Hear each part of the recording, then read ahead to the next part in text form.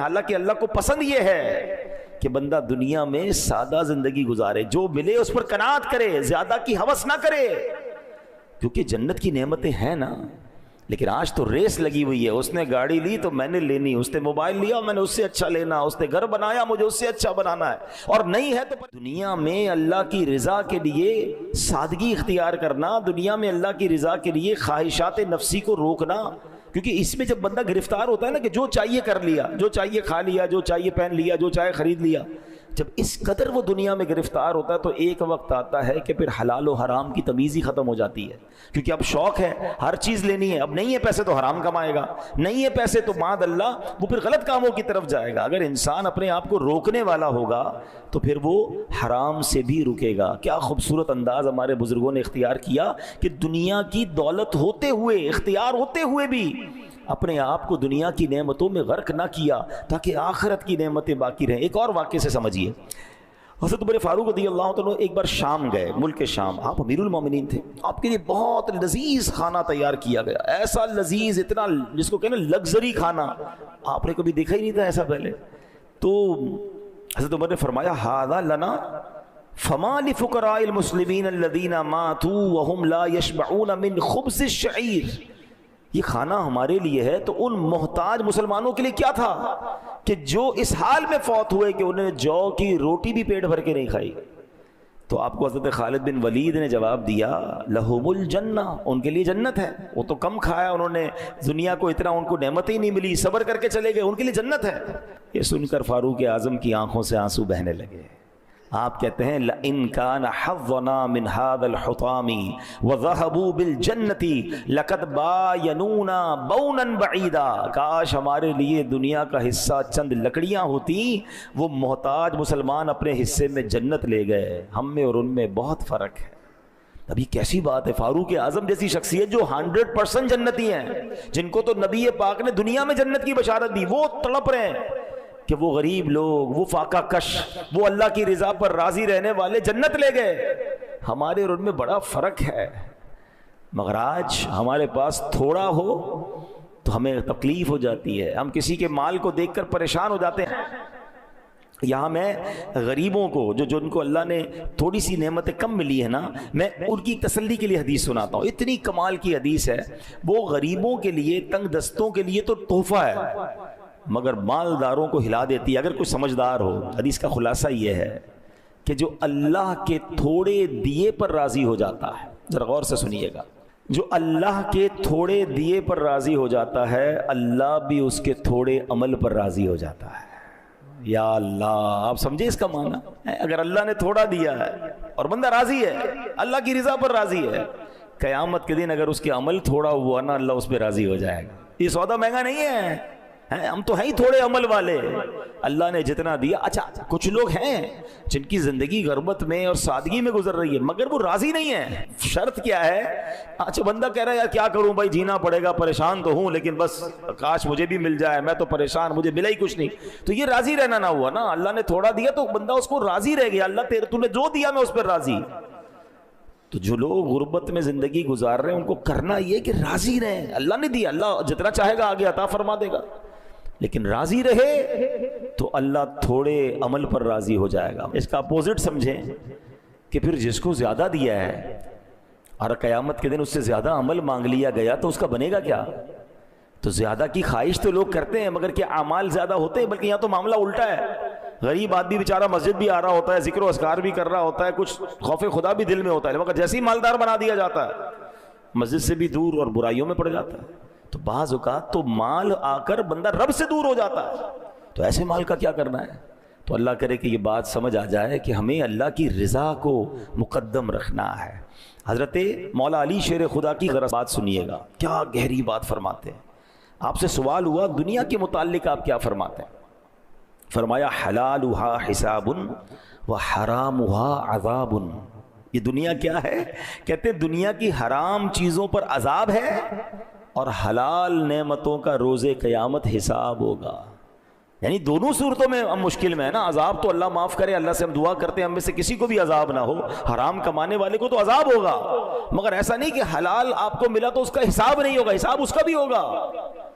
ذرا تصور کریں کہ قیامت کا دن 50,000 سال کا دن ہو، سب اگلے پچھلے حاضر ہوں، میزان عمل رکھ دیا جائے، سورج گرمی برسا رہا ہو، تانبے کی زمین خوب دہک رہی ہو، اور اس حالت میں اگر حساب دینا پڑا حلال چیزوں کا، حرام پر تو عذاب ہے، مگر تمہیں حلال مال دیا گیا، تمہیں لباس دیا گیا، گھر دیا گیا، اولاد دی گئی، نعمتیں دی گئی، عزت دی گئی، حساب دو، تو ایسی افراتفری میں کیسے حساب دے سکیں گے؟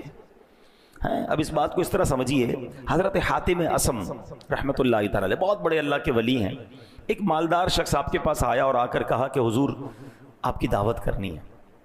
اللہ والے ویسے بھی دعوت میں جاتے نہیں، آپ اسے انکار کرتے رہے، وہ ضد کرتا رہا، کہتا اچھا ٹھیک ہے، اب اگر بلا ہی رہے ہو تو میری 3 شرطیں ہیں، ان شرطوں کو مانو گے تو میں نے تمہارے گھر پہ آنا ہے۔ کہتا بس حضرت جو آپ کی شرط ہوگی مانوں گا، آپ میرے گھر آ جائیں۔ شرطیں تو بتائیے۔ فرمایا پہلی شرط یہ ہے جہاں چاہوں گا وہاں بیٹھوں گا، دوسری شرط جو چاہوں گا کھاؤں گا، پھر اس کے بعد جو کہوں گا وہ کرنا پڑے گا، تیسری شرط یہ ہے۔ کہتا حضرت تینوں شرطیں منظور۔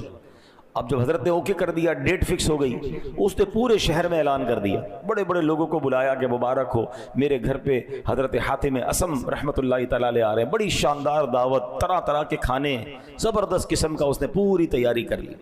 لوگ آ گئے، حضرت حاتم اصم رحمت اللہ تعالی علیہ کا انتظار۔ آپ جیسے ہی آئے، جہاں جوتے پڑے تھے نا لوگوں کے، وہاں حضرت حاتم اصم بیٹھ گئے۔ کھانے کا ٹائم ہوا، اپنی جھولی سے ایک سوکھی روٹی کا ٹکڑا نکالا اور حضرت حاتم اصم نے وہ ٹکڑا کھانا شروع کر دیا۔ اب بڑا سا چولہا لاؤ اور اس کے اوپر ایک بہت بڑا توا رکھ دو۔ چولہا جلایا گیا، توا رکھ دیا گیا، توا لال ہو گیا، اتنا جلا کہ وہ ریڈ ہو گیا، سرخ۔ حضرت حاتم اصم نے اپنے جوتے اتارے اور اس توے پہ کھڑے ہو گئے اور کہتے ہیں یا اللہ میں نے آج کے کھانے میں ایک سوکھی روٹی کھائی ہے، یہ کہہ کے نیچے آ گئے۔ اب سارے لوگوں سے کہا کہ سب اپنے چپل اتاریں، اس توے پہ کھڑے ہو کے بتائیں آج کیا کیا کھایا ہے۔ لوگوں کی چیخیں نکل گئی کہ حضرت یہ کیا کہہ رہے ہیں آپ، ہم اس توے پر کیسے پیر رکھ سکتے ہیں، آپ تو کرامت والے بزرگ ہیں، اللہ نے آپ کو مقام دیا ہے، ہم تو اس کے قریب نہیں جا پا رہے، آپ کہہ رہے اس پہ کھڑے اور پھر سارا حساب دیں، کتنی روٹیاں، کتنے سالن، کتنی بوٹیاں، کتنی سویٹ ڈش، کتنے پانی، کتنے شربت، اتنی دیر میں تو جل کے خاک ہو جائیں گے، ہم نہیں کر سکتے۔ اب اللہ والے تھے نا۔ اب جو حضرت حاتم اصم نے جواب دیا، actually this is the message, ذرا غور سے سنیے۔ آپ نے فرمایا اے لوگو، تم سے اس توے پر کھڑے ہو کر جو دنیا کی آگ سے تپا ہوا ہے، ایک دن کے کھانے کا حساب نہیں دیا جا رہا، ساری زندگی کا حساب دینا ہوگا۔ کیسے دو گے حساب؟ لوگ دھاڑے مار مار کے رونے لگے ہیں لوگ۔ پھر حضرت حاتم اصم نے سمجھایا کہ توبہ کرو، زندگی ایسی گزارو کہ اللہ کی بارگاہ میں شرمندگی نہ ہو۔ حلال کمانا بڑی بات ہے، مگر اس حلال کو حلال جگہ پر خرچ بھی تو کرنا ہے نا۔ کچھ لوگ بعض اوقات حرام کمانے سے بچ جاتے ہیں، اچھی بات ہے، بالکل حرام نہیں کمانا چاہیے، جھوٹ بول کر، دھوکہ دے کر، رشوت، کسی طرح اگر بچ بچا کے آپ نے حلال کما لیا دیٹس گریٹ، مگر یہ دیکھیے کہ خرچ بھی حلال کر رہے ہیں کہ نہیں، کمایا حلال میں خرچ حرام میں ہو رہا ہے، ناچ گانے ڈول تماشے، گھر میں شادی ہوئی تو فنکشنز ہیں، بچوں کی خوشی کے لیے کر رہا ہوں جناب، کیا کریں، کرنا پڑتا ہے۔ ہمارے یہاں آئے دن شادیوں میں ہم سنتے ہیں کہ فلاں کو بلایا کروڑ روپے دے دیے، فلاں ناچنے والے کو بلایا 1.5 کروڑ روپے کا فنکشن کروایا۔ اس ایک ایک روپے کا حساب حضرت حاتم اصم کہہ رہے ہیں اس توے پہ کھڑے ہو کے آج کے دن کا کھانے کا حساب دو۔ لوگ کہتے ہیں ہم نہیں کھڑے ہو سکتے، تو بتائیں نا قیامت کے دن کھڑے ہو کر اس پوری زندگی کا حساب، یہ تمام گناہوں کا حساب، ان تمام عیاشیوں کا حساب کیسے بنے گا؟ نہ کریں ایسا۔ ایک ایک نعمت کا سوال ہوگا، ایک ایک نعمت کے بارے میں کوسچن ہوگا، اور یہ میں نہیں کہہ رہا، قرآن کہتا ہے ثم لتسألن یومئذ عن النعیم، پھر بے شک ضرور اس دن تم سے نعمتوں کے متعلق پوچھا جائے گا۔ غور کیجئے، کیا ہمارے پاس جواب ہے کہ اللہ نے ہمیں مال دیا، گھر دیا، عزت دی، دولت دی، شہرت دی، اولاد دی، فیملی دی، کیا اس کا جواب دے سکیں گے ہم کہ ہم پراپر استعمال کر رہے ہیں؟ اب اپنی باڈی کو دیکھ لینا، آنکھیں دی، آنکھوں سے کیا ہو رہا ہے؟ اللہ نے اس لیے دی کہ نافرمانی کی جائے۔ ہاتھ دیے، ہاتھوں سے لوگوں کی مدد ہو رہی ہے، ہاتھوں سے اچھے کام ہو رہے ہیں، ہاتھوں سے زیادتیاں ہو رہی ہیں۔ پیر دیے، پیر سے اللہ کے گھر کی طرف چلتے ہیں، اسی پیروں سے غلط کاموں کی طرف جا رہے ہیں۔ غور کریں، ثم لتسألن یومئذ عن النعیم، ایک ایک نعمت کے بارے میں سوال ہوگا۔ کاش ہم نعمتوں کو صحیح استعمال کرنے والے بن جائیں۔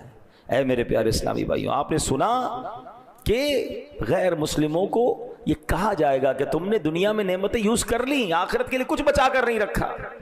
کہیں ایسا نہ ہو کہ بس دنیا دنیا، یہاں کی لذت، یہاں کی چیزیں، اور بندہ یہاں ایسا غرق ہو جائے کہ پھر آخرت کے لیے اس کے پاس کچھ نہ بچے.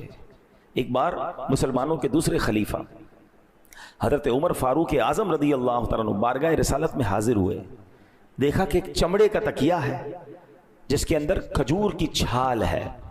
سرکار علی وقار علیہ السلام، اللہ کے حبیب علیہ السلام، اس تکیے سے ٹیک لگائے خردرے بان سے بنی ہوئی چارپائی پر لیٹے ہوئے ہیں. بڑی سی، جس کو خردرا ہوتا ہے نا، اس کی ڈوری جو ہوتی ہے، کورس فائبر کارڈز ہوتی ہیں، خردرے بان کی وہ بنی ہوئی چارپائی ہوتی ہے. چارپائی پر کوئی بستر بھی نہیں تھا، کوئی کپڑا بھی نہیں تھا. اس ڈوریوں پر، اس رسیوں پر جو خردری تھی، پیارے آقا لیٹے ہوئے تھے. جب نبی پاک علیہ السلام چارپائی سے اٹھے نا، تو آپ کے جسم پر اس چارپائی کے نشان بنے ہوئے. ہائے ہائے ہائے، جن کے لیے کائنات بنائی گئی ہے، وجہ تخلیق کائنات ہے، جو ریزن آف دا اول کریشن.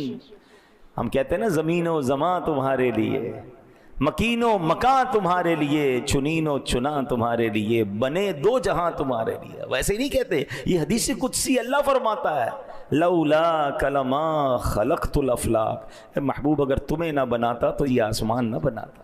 سارا جہان بنا حضور علیہ السلام کے لیے. اور حضور کیسے کہ ایسی چارپائی پہ آرام کر رہے ہیں کہ جسم پر نشان ہو گئے، کھجور کی چھال کا تکیہ.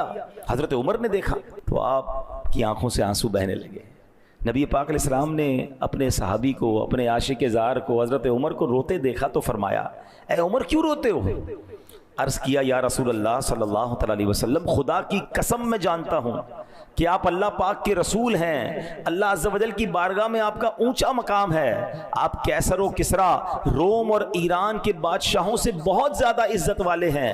یا رسول اللہ صلی اللہ تعالی علیہ وآلہ وسلم، مجھے رونا اس بات پر آ رہا ہے کہ کیسر و کسرا یعنی دوسرے ملکوں کے بادشاہ جو ایمان والے نہیں، وہ محلات میں رہیں، نرم بستروں پر سوئیں. حضور ان کے لیے بہت کچھ ہے، اور آپ اللہ کے حبیب ہیں، آپ کا مقام و مرتبہ اتنا بڑا ہے، اور آپ ایسی زاہدانہ زندگی بسر کر رہے ہیں. اب غور سے نبی پاک کا جواب سنیں، کاش یہ بات ہمیں سمجھ آ جائے. نبی پاک فرماتے، عمر کیا تم اس بات پر راضی نہیں کہ ان غیر مسلموں کے لیے دنیا ہے اور ہمارے لیے آخرت ہے؟ یہ بات سمجھنی ہوگی. یہ دنیا ہمارا ٹھکانہ نہیں، ادھر مل جائے، یہ بھی مل جائے، وہ بھی مل جائے. یار ویسا گھر میرا کیوں نہیں، ایسا بستر میرا کیوں نہیں، ایسی گاڑی میری کیوں نہیں، ایسی لگژری لائف میری کیوں نہیں. اسی چکر میں مر گئے ہم. یہ دنیا ہمارے لیے نہیں ہے، ہمارے لیے آخرت ہے. اور ادھر کی نعمتیں، اللہ اکبر. حدیث کے الفاظ ہیں، جنت کی وہ نعمتیں، حدیث کا خلاصہ ہے، کسی آنکھ نے دیکھا ہی نہیں، کسی کان نے سنا نہیں، اور کسی کا اس کے دل پر گمان بھی نہیں گزرا. یعنی امیجنیشن بھی نہیں ہو سکتی. جنت ایسی ہے، اللہ نے ایسی تیار کر رکھی ہے. مگر کس کو فکر ہے جنت کی؟ ہمیں تو ابھی چاہیے نا، کیونکہ جنت تو بعد میں ملے گی. ہم اصل میں ایکچولی نفسیاتی پرابلم ہمارا یہ ہے کہ نیکی پر جو اجر ہے وہ بعد میں ملے گا. گناہ کی لذت ابھی مل جاتی ہے. بندہ کہتا ہے ادھر اٹھاؤ نا لذت، بھائی وہ تو پتہ نہیں ملے گی. معاذ اللہ، ایمان ہی نہیں ہے نا، وہ بھروسہ نہیں ہے. جس دن یہ لیول مل گیا آپ کو بھروسے کا، تو پھر دنیا کی لذتوں میں غرق ہونے کو جی نہیں چاہے گا. اور اسی وجہ سے بندہ پھر پہلے لذتوں میں غرق ہوتا ہے. جو ہمیں روکا گیا نا کہ صرف دنیا کی ہوس دل میں نہ ہو. کھانا پینا منع نہیں ہے، لباس منع نہیں ہے، لگژری گھر منع نہیں ہے، لیکن اگر ہر دل میں آنے والی چیز کرنے کا جی چاہے گا نا، تو ایک وقت آئے گا حلال و حرام کی تمیز ختم ہو جائے گی. بندہ ہر وہ چیز چاہے گا جو دل چاہتا ہے. روکنے کی تمنا ہی نہیں ہوگی نا. ہم اپنے بچوں کو نہیں روک پاتے کہ نہیں یار بچہ کہہ رہا ہے دے دو، حالانکہ وہ بعض اوقات غلط ہوتا ہے اس کے لیے، کیونکہ ہم نے نو کہنے کا، اپنے نفس کو منع کرنے کی عادت ہی نہیں رکھی ہے. اور اس کی وجہ سے پہلے حلال لذتوں میں، اور ایک وقت آتا ہے کہ پھر نقصان دہ لذتوں میں، اور ایک وقت آتا ہے پھر حرام لذتوں میں بندہ پڑ جاتا ہے، اور آخرت کی جو نعمتیں ہیں اس سے دور ہو جاتا ہے. نبی پاک کی شان کیا ہے؟ نعت کی اشعار سب کو یاد ہے. سلام اس پر کہ جس نے بے کسوں کی دستگیری کی، سلام اس پر کہ جس نے بادشاہی میں فقیری کی. یہ بات سمجھنی ہے. کچھ لوگ ہوتے غریب فقیر، ان کے ہاتھ میں نہیں ہوتا امیری، مگر میرے آقا وہ ہیں جو بادشاہ ہیں اور بادشاہی میں فقیری کی. اختیار تھا آپ کے پاس. خود فرماتے علیہ الصلوۃ والسلام کہ میں چاہوں تو یہ پہاڑ سونے چاندی کے بن کر میرے ساتھ چلنا شروع ہو جائیں. مگر حال کیا ہے؟ سلام اس پر کہ جس کے گھر میں چاندی تھی نہ سونا تھا. سلام اس پر کہ سادہ بوریا جس کا بچھونا تھا، ہوتے ہوئے بادشاہی میں فقیری کرنا، یہ سرکار دو عالم علیہ السلام کا انداز ہے۔ کاش یہ بات سمجھ آ جائے کہ ہوتے ہوئے بندہ سادہ لائف گزارے، اپنے نفس کو قابو رکھے۔ یار ہر وہ چیز نہیں کرنی جو دل چاہ رہا ہے، اس کو روکے گا اللہ آخرت کی نعمتوں میں اضافہ فرما دے گا۔ ہے آپ کو چاہ رہا ہے یار میں نے بہترین خرچ کرنا ہے، تھوڑا کم کر کے کسی غریب کا بھلا کر دیں، اللہ کی راہ میں جمع کرا دیں کہ چلیں یار دین کے راہ پہ خرچ کر رہا ہوں، آخرت میں ملٹیپلائی ہو کر مل جائے گا۔ یہ انداز اختیار کریں انشاءاللہ، اس سے آپ کہتے ہیں نا چادر کے اندر پیر پھیلائیں گے کہ آج کے دن اچھے کل دن ڈسٹرب ہو گئے، تو پھر جن لوگوں کی عادت ہر چیز لینے کی، ہر خرچ کرنے کی، خدا ناخواستہ جب ہاتھ تنگ ہوتا ہے تو بڑی تکلیف میں آتے ہیں۔ اور جو عقل مند مالدار ہوتا ہے وہ اپنے آپ کو اس اسٹیبلٹی کے ساتھ رکھتا ہے کہ اللہ نہ کرے کبھی آمدنی کم بھی ہو گئی تو زندگی میں کوئی بڑا اثر نہ آئے، وہ سادے کھانے، سادے لباس، سادہ زندگی، کم خرچ والی، میانہ روی والی گزارے تاکہ جناب لائف اسٹیبل رہے۔ اور اگر پیسے اللہ نے زیادہ دیے ہیں، کچھ لوگ کہتے ہیں یار ہے تو خرچ نہ کریں، ارے بھائی خرچ کرنے تو اسی پیسے کو جنت کے آخرت کے اکاؤنٹ میں جمع کرا دو نا۔ آپ کو اپنے بچوں کی شادی پر کروڑوں روپے خرچ کر کے اور اللہ کو ناراض کرنے والے کام کرنا کیوں ضروری ہیں؟ ایک صاحب مجھے ملے، بڑے اچھا ان کا ذہن ہے، ہمارے رشتہ داروں میں سے، اللہ نے ان کو بہت نوازا ہے۔ وہ جب بھی بچے کی شادی کرتے ہیں ایک ہی پروگرام کرتے ہیں، حالانکہ لوگ 15 ایک مہینہ شادیاں چل رہی ہوتی ہیں، شادی شروع ہوئی ہے ختم ہی نہیں ہو رہی، یہ نائٹ تو وہ نائٹ تو وہ کھانا تو وہ بے حیائی وہ ناچ، لا حول ولا قوت الا باللہ۔ تو میں نے ان سے پوچھا یار آپ ایک ہی پروگرام، کمال کا جواب دیا، کیا کروڑوں روپے خرچ کر سکتا ہوں مگر میں وہ پیسے بچا کے اتنے ہی پیسوں میں کچھ غریب بچے بچیوں کی شادی کرا دیتا ہوں۔ فائدہ کیا ہوتا ہے کہ جن کی شادی کرواتا ہوں نا وہ ساری زندگی میرے ان بچوں کے لیے دعا کرتے ہیں جن کی ابھی شادی ہوئی ہے، تو میرے ان بچوں کی لائف بڑی اچھی گزرتی ہے۔ سبحان اللہ، کروڑوں روپے انہوں نے بھی خرچ کیے مگر بقیہ پیسے جنت کے اکاؤنٹ میں بھی جمع ہو گئے، وہاں ملیں گے بھی واپس انشاءاللہ، اور جن کی زندگی بن گئی۔ کتنا اچھا طریقہ ہے، کاش کی ذہن بن جائے کہ اگر جہاں مجھے زیادہ خرچ کرنے کو جی چاہ رہا ہے کریں، مگر اس میں جو حرام چیزیں مائنس کریں اور اس کی جگہ پر وہی پیسے اللہ کی راہ میں دے دیں، کسی غریب مسلمان کو دے دیں، اس کا گھر بنا دیں، اس کی شادی کروا دیں، وہ جب تک اس میں جیے گا آپ کے وارے نہیں آنے ہو جائیں گے نا۔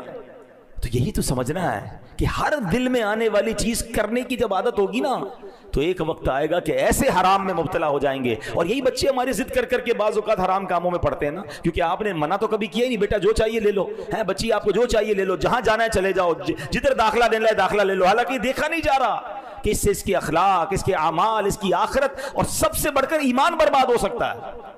اب تو پہلے سنتے تھے کہ جناب لڑکے جاتے ہیں بیرون ملک میں پڑھنے کے لیے، اور اب یہ مثالیں مل رہی ہیں کہ اکیلی لڑکیاں جا رہی ہیں پاکستان مسلمان کے گھروں کی۔ کہاں گئی بیٹی یورپ گئی ہے، کدھر یو کے گئی ہے پڑھنے کے لیے، اکیلی تو کہاں رہے گی؟ پردے کا کیا ہوگا؟ شریعت کے احکام پر عمل کیسے ہوگا؟ اور ان ممالک میں کیا حال ہوگا اس کا؟ nobody cares۔ اس لیے پیسہ اللہ نے دیا کہ اس پیسے کا یہ استعمال، ہم اللہ کو جواب کیا دیں گے؟ کیا یہ ذمہ داری نہیں تھی ماں باپ کی؟ یہ وہی وجہ بنی کہ پہلے بچپن میں منع نہیں کیا، روکنے کی عادت نہیں رکھی، اب جو ان کی ڈیمانڈ ہے وہ آپ پوری کر رہے ہیں۔ آؤ میں آپ کو حسنین کریمین کا واقعہ سناتا ہوں، نبی پاک کی سیرت سے سنا رہا ہوں۔ ہو سکتا ہے مجھے اس بیان کے بعد کرٹیسائز کیا جائے سوشل میڈیا پر کہ دیکھو مولانا صاحب جو ہے وہ ہماری زندگی مشکل کر رہے ہیں۔ میں آپ کو آپ کے نبی علیہ السلام کی تعلیم دے رہا ہوں، میں اپنے آقا کا واقعہ آپ کو سنانے جا رہا ہوں، جس نے کلمہ پڑھا ہے نبی پاک کا، وہ غور سے یہ واقعہ سن لیں۔ سرکار دو عالم علیہ السلام کی عادت کریمہ کیا تھی کہ جب بھی سفر کی ابتدا فرماتے، بی بی فاطمہ رضی اللہ تعالیٰ عنہ کے گھر مبارک سے سفر کی ابتدا کیا کرتے۔ ہاں چلے یہ بھی سیکھنے کو ملا کہ بیٹی سے پیار کیسا ہوتا ہے۔ نبی پاک نے پریکٹیکلی بتایا کہ والد کا بیٹی سے انٹریکشن کیا ہوتا ہے۔ آج کل لوگ بیٹی اور بیٹے ہوں تو بیٹوں کو ترجیح دیتے ہیں، بیٹی کا خیال ہی نہیں۔ بیٹی کو پیار دیں، عزت دیں۔ نبی پاک جب بھی سفر پر جاتے بی بی فاطمہ کے گھر آتے پہلے، پھر وہاں سے سفر شروع فرماتے، اور سفر سے واپسی پر بھی سبحان اللہ سب سے پہلے خاتون جنت کے گھر تشریف لے جاتے تھے۔ کیا انداز ہے نبی پاک علیہ السلام کا۔ ایک مرتبہ پیارے آقا علیہ السلام سفر سے واپس آئے تو حضرت فاطمہ الزہرا رضی اللہ تعالیٰ عنہ کے گھر پہنچے، دیکھا کہ دروازے پر نقش و نگار والا پردہ لگا ہوا ہے اور حسنین کریمین کے ہاتھ میں چاندی کی کوئی بنی ہوئی چیز ہے۔ اچھا یہ دونوں چیزیں ناجائز نہیں ہیں، اپنے گھر کے باہر اگر کوئی اچھا والا پردہ لگا لے اور بچے اگر کوئی چاندی کی چیز انہیں دے دی جائے، لیکن نبی پاک کا انداز، پیارے آقا کو پسند کیا ہے؟ اللہ اکبر، پیارے آقا نے یہ دیکھا تو ملے بغیر ہی واپس تشریف لے گئے۔ بی بی فاطمہ سے ملاقات ہی نہیں کی. اب وہ بھی نبی پاک کی شہزادی ہے نا رضی اللہ تعالیٰ عنہ, مزاج جانتی تھی, فوراً پردہ اتارا, حسنین کریمین کے ہاتھ سے وہ چاندی کی چیز لی اور سرکار دو عالم علیہ السلام کے پاس بھیج دی. اچھا والدہ تو سمجھ گئی, بچے تو بچے ہوتے نا, وہ روتے ہوئے نبی پاک کے پاس آ گئے حسنین کریمین, اور نبی پاک سے وہ چاندی والی چیز واپس لینا چاہیے. تو سرکار دو عالم علیہ السلام نے ایک صحابی کو وہ چاندی عطا فرمائی, حکم فرمایا اسے بیچ دو اور اس کے بدلے فاطمہ کے لیے لکڑی کا بنا ہوا ہار لے آؤ. بے شک یہ میرے اہل بیت ہیں, یہ مجھے پسند نہیں کہ یہ اپنی نعمتیں دنیا ہی میں استعمال کر لیں. اللہ اکبر. آپ بتائیں گے جائز تھا, حلال تھا, مگر چونکہ نعمتوں کا اکثر استعمال اگر دنیا میں ہم کریں گے تو نبی پاک کیا فرماتے ہیں, آخرت کی نعمتیں دنیا میں استعمال نہیں کرنی. کتنی گہری بات ہے. ہم تو کہتے ہیں بچہ روتا ہے موبائل پکڑا دیتے ہیں, جان چھوٹ جاتی ہے, ناشتے میں پکڑا دو, کھانے میں پکڑا دو, سفر میں جا رہے ہیں تو اس کو موبائل دے دو, حالانکہ وہ موبائل پر کیا دیکھ رہا ہے. آگے بڑھتے بڑھتے اب تو 2-2 سال 3-3 سال کے بچے یوٹیوب کھول لیتے ہیں, اور وہ یوٹیوب پہ کیا دیکھ رہے ہیں کوئی فکر ہی نہیں. اور اس کے دماغ کے اندر اس کے ایمان پر, اس کے کریکٹر پر, اس کی تھنکنگ پر, اس کے ایموشنز پر کس قدر وہ ایفیکٹ جا رہا ہے. ہمیں کیا پرواہ بھائی, بچہ روتا ہے میں نے دے دیا موبائل, آئی پیڈ لا کے دے دیا, فلاں چیز لا کے دے دی, بچپن سے ہی آپ نے. اچھا پھر ہم کہتے ہیں بچے سے لیتے کیوں نہیں, وہ روتا ہے. ہاں بی بی فاطمہ کے گھر سے حسنین کریمین بھی روتے ہوئے آئے تھے نا. نبی پاک نے سبحان اللہ کتنی 1450 سال پہلے ہماری تربیت فرما دی کہ بچہ روئے اور اگر کوئی چیز اس کے لیے بہتر نہیں تو اس کو رونے دو.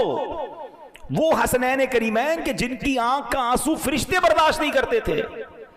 اللہ اکبر. فرشتے گوارا نہ کرتے کہ حسنین کریمین کی آنکھوں میں آنسو آ جائے, مگر نبی پاک ان کی تربیت فرما رہے. ایکچولی دس از ریکوائرڈ کہ آج اپنے بچوں کو اب اس کا طریقہ ہے ماشاءاللہ, پڑھے لکھے لوگ سمجھاتے ہیں کہ یار اگر بچے کو موبائل چھوڑوانا ہے تو آپ انوالو ہو جائیں. اصل میں ہمارے پاس ٹائم نہیں بچا نا, ماں باپ چاہتے ہیں ہم بھی فری رہیں, ہم بھی اپنا موبائل یوز کریں, بچے اپنا موبائل یوز کریں.